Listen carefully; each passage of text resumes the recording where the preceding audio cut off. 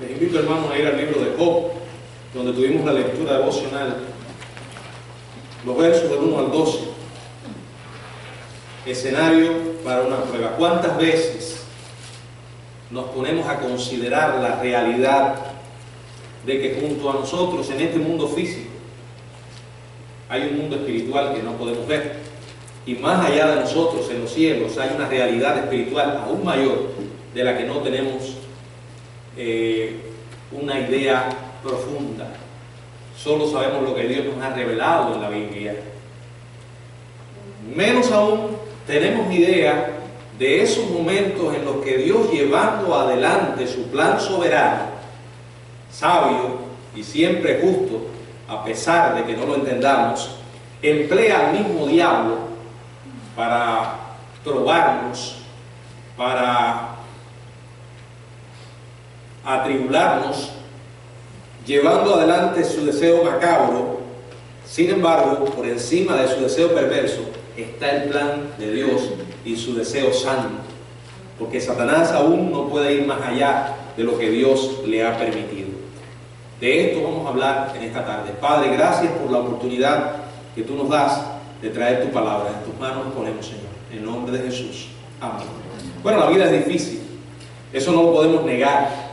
Y si alguien lo niega es que no ha vivido lo suficiente para comprobar que la vida es difícil. Es difícil, sin embargo, a veces se nos presenta injusta. Hay cosas que no entendemos por qué ocurren. Se supone que a la gente mala le deben ocurrir cosas malas y a los buenos cosas buenas.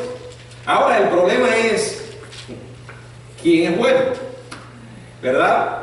Algunos se destacan más que otros por ser personas de integridad, temerosos de Dios y apartados del mal, pero ni aún así pueden ser clasificados como personas buenas. La Biblia habla de justos, pero por medio de Jesucristo. El énfasis está en lo que Cristo hizo, no en lo que nosotros somos capaces de hacer o no. Pero la realidad es que no entendemos que cuando alguien hace algo correcto, reciba en consecuencia un mal pago. Eso es difícil. Pero puedo decirles entonces, bienvenidos al mundo de Job. Y algunas personas piensan que la Biblia es un libro irrelevante, pero no es así, porque esto es precisamente lo que le ocurrió a Job. La vida no solo se le volvió difícil en un momento, sino absolutamente injusta desde la perspectiva humana. Quiero invitarles al comienzo de la historia, que nos presenta o comienza con el currículo de un hombre excelente. Dice en el capítulo 1, verso 1, hubo en tierra de Uz un hombre llamado Job. Este era hombre perfecto y recto, temeroso de Dios y apartado del mal. ¿Cree usted que puede encontrar una mejor clasificación para su vida que esta? Y no se trata de que lo esté diciendo otro hombre que aparece registrado en las Escrituras. Dice que era un hombre perfecto y recto, temeroso de Dios y apartado del mal. Ahora, antes que se vaya a lanzar a interpretar la palabra perfecto como que significa sin pecado, tiene que tomar esa palabra, unirla a las otras que la acompañan, y ahí podrá encontrar el significado de la palabra perfecto. Perfecto es un hombre recto y temeroso de Dios y apartado del mal. No significa que era impecable. No, Job era un hombre y se equivocaba como todo hombre. Sin embargo, era un hombre que se conducía con integridad.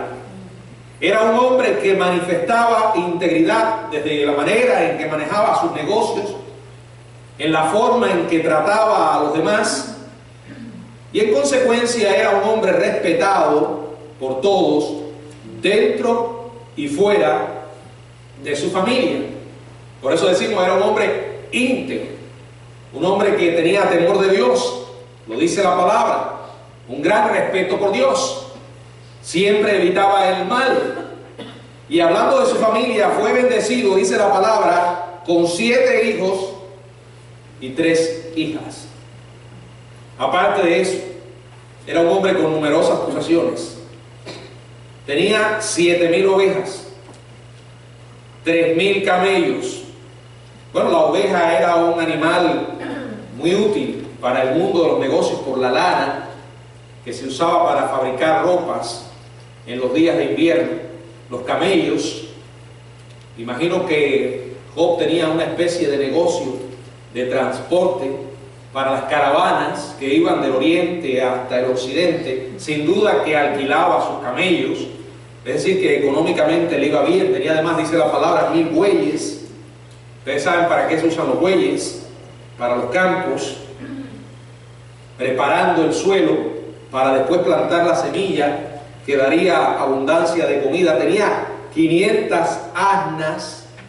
En aquellos días las asnas producían el manjar del día. ¿Saben cuál era? La leche de burra. Sobre todo era una familia feliz, saludable, 10 hijos que vivían cerca. Job tenía todo lo que necesitaba, había tenido éxito, vivía en el regazo de la riqueza. Dice el versículo 3, su hacienda era 7.000 ovejas y 3.000 camellos, 500 yuntas de bueyes, 500 asnas, muchos criados, y era aquel varón más grande que todos los orientales. Tenía salud, tenía riquezas, era un hombre bueno, según la perspectiva humana, ¿no? Pero cuando digo bueno me estoy refiriendo a un hombre justo, piadoso, un hombre que tenía todas estas cosas. Sin embargo, era un hombre que vivía en este planeta Tierra y como tal tenía sus preocupaciones. Miren lo que dice el verso 4: que iban sus hijos y hacían banquete en sus casas, cada uno en su día, y enviaban a llamar a sus 3 hermanas, para que comiesen y bebiesen con ellos. Verso 5: y acontecía que habiendo pasado el turno, los días del convite, Job enviaba y los santificaba, y se levantaba de mañana y ofrecía holocaustos conforme al número de todos ellos, porque decía: quizás habían pecado mis hijos y habrán blasfemado contra Dios en sus corazones. De esta manera hacía todos los días. ¿Qué hacía él? Dice la palabra que ofrecía hasta 10 holocaustos. El nombre de cada uno de sus adultos jóvenes. Les preocupaba que en sus corazones comenzaran a producirse grietas a consecuencia de la desobediencia. Y este era un hombre que tenía una profunda carga por su familia. Él sabía la importancia de que ellos siguieran su camino. Por eso era un hombre espiritualmente sensible, no solo en lo que concernía a su vida, sino a la vida de sus hijos. Y dice la palabra que hacía estos sacrificios, estos holocaustos, todos los días. Bueno, hoy nosotros hablaríamos de orar, ¿verdad? Orar por nuestros hijos, por nuestra familia, todos los días. Porque en realidad hay una guerra inmensa que se está desatando y a veces no estamos tan conscientes como cuando se produce una guerra física, ¿verdad? Y la Biblia lo confirma con la historia de Job. Ahí estaba él, viviendo una vida tranquila, clamando, intercediendo por sus hijos, y el diablo andaba haciendo de las suyas. Así ocurre hoy también. Ahora, los versículos del 1 al 5 están llenos de buenas noticias. Si usted los lee una y otra vez, no va a encontrar allí ninguna cosa negativa. El hecho de que los hijos pudieran estar haciendo en medio de su banquete algo incorrecto, bueno, allí estaba preocupado Job y haciendo estos holocaustos por él. Pero de pronto todo cambia. Vamos ahora de una escena en la tierra con la familia de Job a una escena en el cielo, al mismísimo lugar donde está Dios. Mientras él duerme, comienza esta escena. Ahora quiero que consideren algo. Job no sabe nada. Probablemente él está durmiendo. Mientras duerme, descansando, él no sabe lo que está ocurriendo ante la presencia de Dios. Así ocurren con nuestras vidas. No sabemos qué planes Dios tiene. ni cuándo van a comenzar a producirse esos planes en nuestra vida. Cuando no estamos conscientes de estas cosas, Dios está llevando a cabo un plan que si lo supiéramos, ¿verdad?, nos asombraría. Y yo diría que en ocasiones nos escandalizaría. Porque los planes de Dios no son nuestros planes, sus pensamientos no son nuestros pensamientos. Él está permitiendo que sucedan cosas que nunca habríamos esperado. Esto yo no lo estoy inventando. Está aquí en la Biblia. Aquí hay un espejo en el que podemos vernos. Dios nos permite ver la historia de Job, su cuadro familiar, y de pronto nos permite presenciar lo que está ocurriendo en el cielo. Sin el conocimiento de Job, algo ocurre allá. Somos transportados del planeta Tierra al tercer cielo. Veamos lo que ocurre. Verso 6. Un día vinieron a presentarse delante de Jehová los hijos de Dios, entre los cuales también vino Satanás. Bueno, al el Señor mirar a su alrededor, a todos sus sirvientes angelicales que han venido a presentarse delante de Él, ellos vienen ante Dios. Recuerde que cumplen sus órdenes para llevar a cabo su voluntad, pero entre ellos hay un intruso. Hay alguien que no está entre los ángeles elegidos. Satanás. ¿Qué significa su nombre? Adversario, acusador.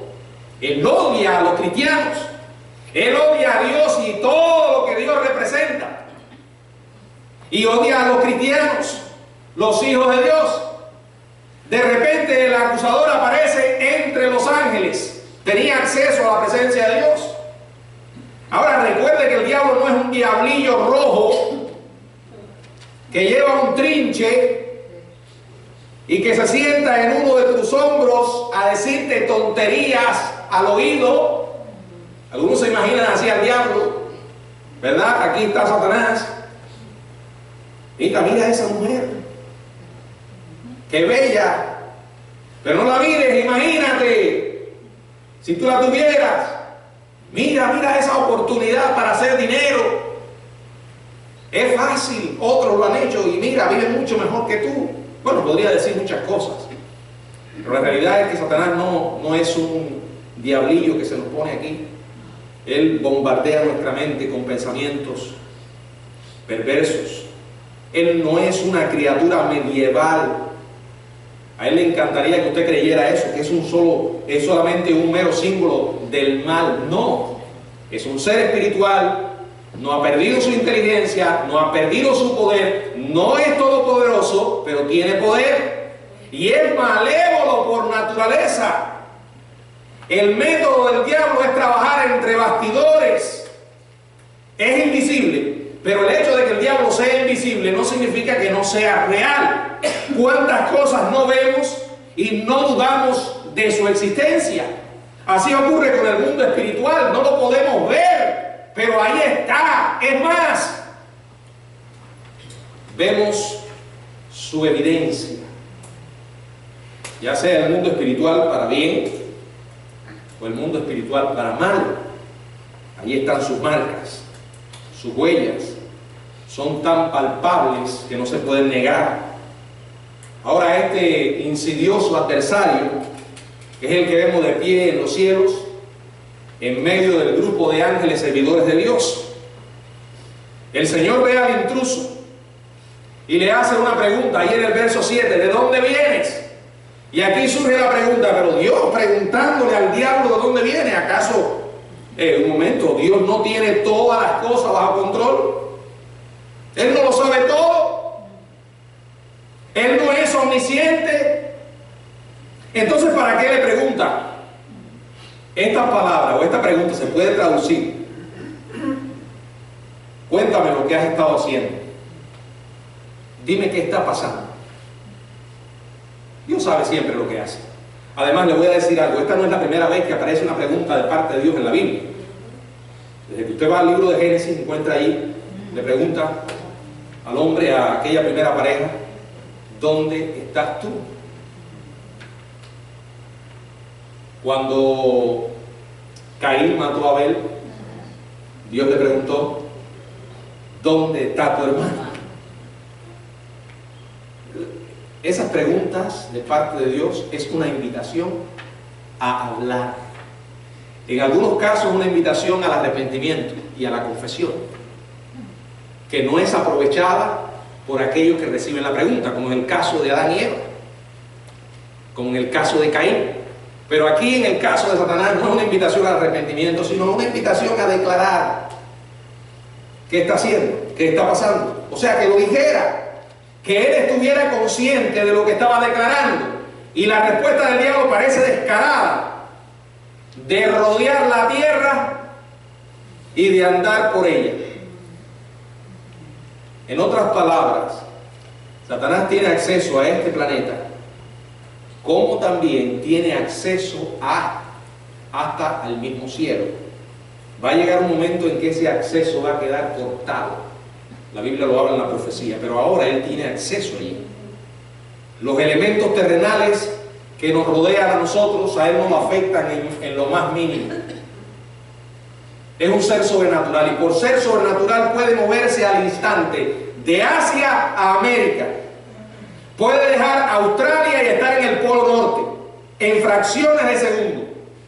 Dice la palabra que le dijo cuando él le preguntó, ¿de dónde vienes? He estado recorriendo la tierra. Y el Señor le pregunta, verso 8, ¿no has considerado a mi siervo Job? No hay otro como él en la tierra, varón perfecto y temeroso de Dios y apartado del mal. Hermanos, yo no sé si usted entiende lo mismo que yo cada vez que yo leo esto. ¿Quién es el que le hace la pregunta? ¿Quién es el que toma la iniciativa? A veces nosotros decimos, bueno, Dios permitió tal cosa, porque queremos quitarle, como que, si decimos permitió, es como que le estamos quitando un poco de culpa a Dios. Bueno, según nuestro análisis tan limitado. Pero la realidad es que Dios, cuando quiere algo, lo lleva a cabo. Y aquí Él es el que le hace la pregunta a Satanás.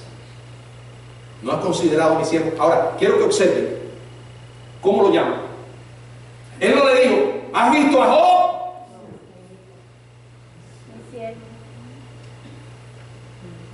Aquí estamos hablando de alguien de quien Dios tiene la mejor opinión, podría ser una opinión tan especial. Ojalá que Dios dijera de mí, mi siervo.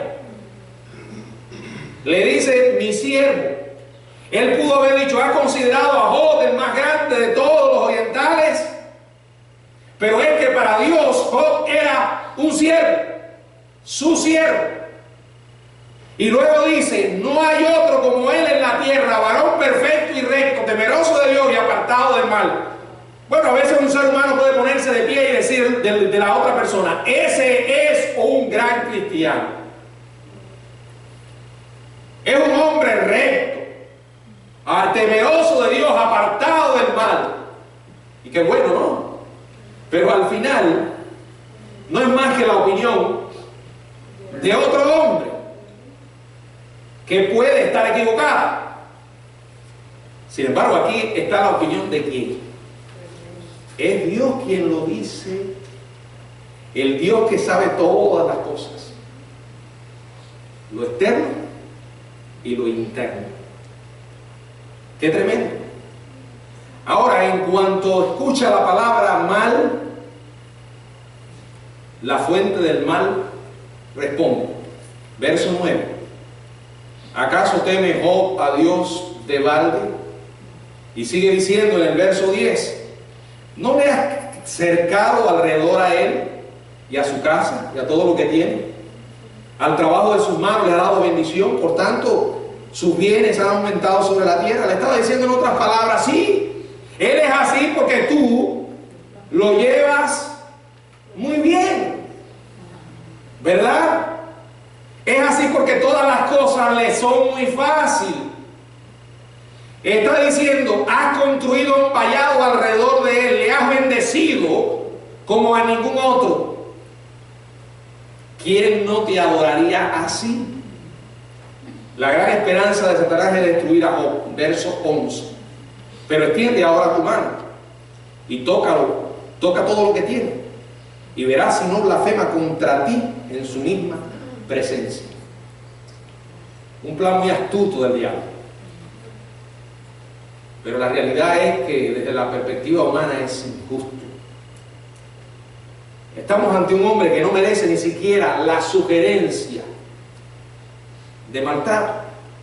Aquí hay un hombre que ha estado caminando con Dios en su adultez, es un siervo de Dios, pero esto no le impresiona al diablo.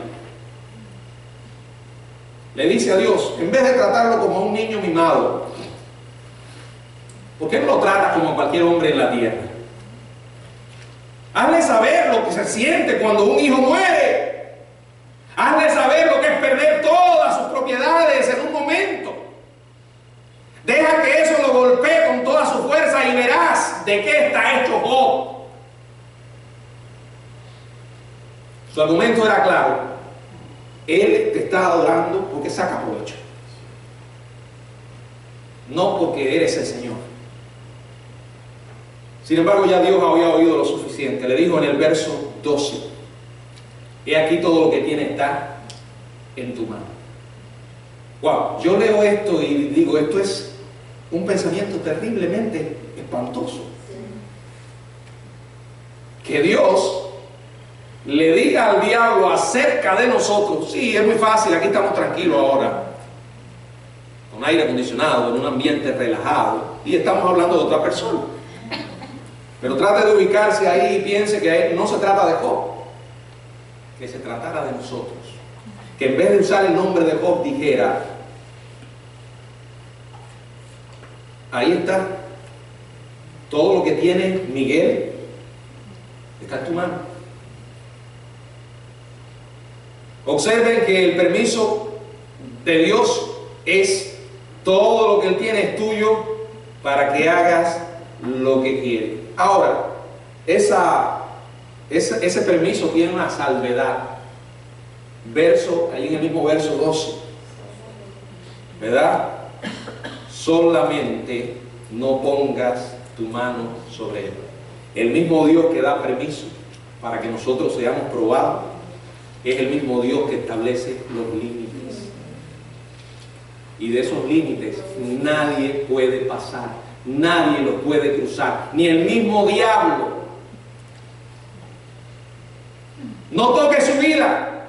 Puedes quitarle sus posesiones, puedes atacar a su familia, pero no te metas con el hombre.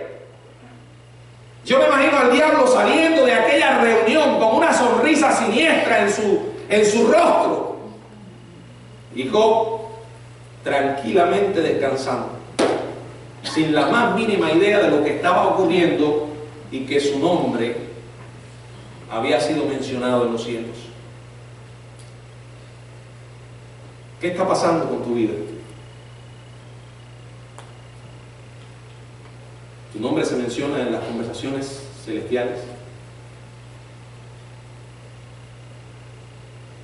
Más preocupante sería, tu nombre está en boca del diablo.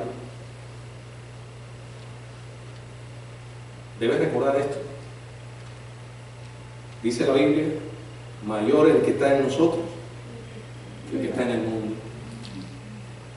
Hay un enemigo, es real. Un enemigo que no se rinde, que es despiadado, pero hay un Dios que lo tiene bajo control. Siempre. ¿Qué podemos nosotros aprender de esta historia? Hay varios principios y quiero mencionárselos rápidamente. 4 principios que son relevantes, como toda la Biblia es relevante, si usted cree que es palabra de Dios. Número 1, enfrentamos un enemigo que no podemos ver, pero es real, un enemigo sobrenatural que en ocasiones se manifiesta sobrenaturalmente, pero la mayoría de las veces prefiere pasar desapercibido, bombardeando la mente con pensamientos que esclavizan. Dije que en ocasiones se revela de manera sobrenatural, los evangelios contienen las posesiones demoníacas. Hoy existen posesiones demoníacas. Hay sitios donde Satanás tiene un despliegue especial de demonios. Esas famosas casas embrujadas, que alrededor de ellas hay muchas historias falsas y mentirosas, pero hay otras manifestaciones que son reales. Bueno, puedo mencionar muchas cosas. Hay manifestaciones sobrenaturales, pero repito, nunca lo dude, es real. Él siempre tiene una estrategia, un plan. Segundo principio, hay adversidades que soportamos que no merecemos, pero que son permitidas. Ese es el misterio de la voluntad de Dios. Son esas preguntas que nos hacen mirar al cielo y decir, ¿por qué? ¿Por qué, Señor? ¿Por qué a mí? Yo siempre les he dicho que he tratado siempre de decir, no lo sé. Prefiero decir eso que hablar de más. Porque cuando hablamos de más, siempre nos equivocamos. A veces hay personas que cuando ocurre algo, se lanzan con la lengua a interpretar el por qué ocurrió. Y es curioso porque siempre hay una culpa que es castigada. A esas personas les pasó eso porque fue el juicio de Dios. Yo siempre les digo, yo recuerdo las palabras de Jesús cuando dijo, ¿ustedes creen que aquellos sobre los que cayó la torre eran más pecadores que ustedes?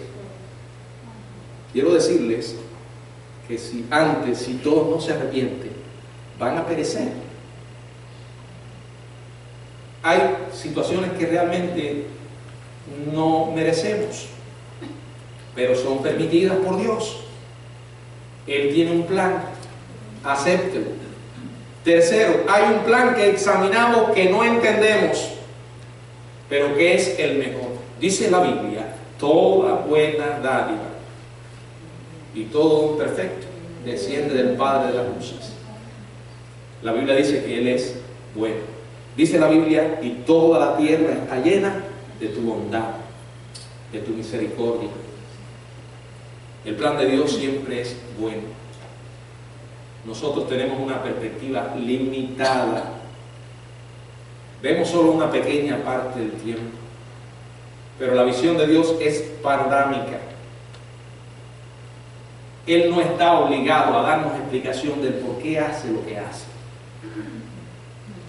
Nosotros tenemos la responsabilidad de confiar en su bondad. Señor, yo no lo entiendo. No lo entiendo, pero sé que es lo mejor. Porque Dios nos ama. Ahora, si usted no conoce el amor de Dios, va a dudar de su bondad. La base para todo eso es conocer personalmente a Dios a través de Cristo. El cuarto principio, hay consecuencias que experimentamos, que no podríamos prever, pero que son necesarias. Mire atrás y piense si usted pudo prever dónde está hoy y lo que está haciendo. No, hermanos, no. Ni siquiera esa gente que van a ir a un lector psíquico para que le lea las manos, o le lea la bola de cristal, o la borra del café, o los dedos de los pies, no sé. La gente quiere saber qué va a pasar en el futuro. Y ahí van y pagan bien. Si usted supiera lo que cobran, yo no he pagado, pero lo he leído. Cobran y cobran caro, más que una consulta en un médico. Y lo increíble es no que ellos cobren eso, sino que hay gente dispuesta a pagar. El futuro solo pertenece a Dios. Nosotros no podemos tener idea de lo que va a ocurrir mañana. No podemos prever las cosas. Yo puedo estar parado aquí y mañana en un ataúd. Es la realidad. No sabemos qué planes Dios tiene.